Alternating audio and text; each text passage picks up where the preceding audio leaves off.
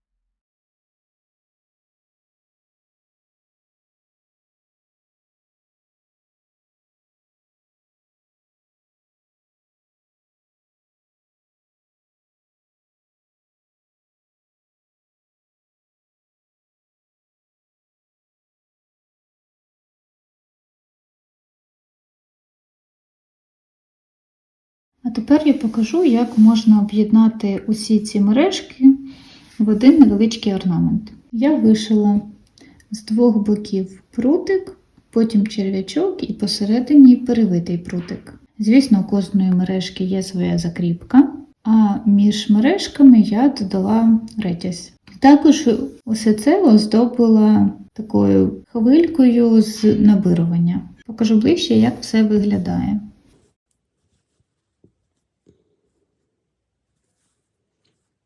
Цей невеличкий орнамент з мережок вийшов досить повітряний. Ви також можете об'єднати ці мережки і зробити подібний орнамент. Проте щось можна замінити. Наприклад, замість ретязю можна вишити якусь кривульку штапівкою, або по краях замінити ось цей оздоблювальний шов. Все на вашу фантазію та ваші вподобання.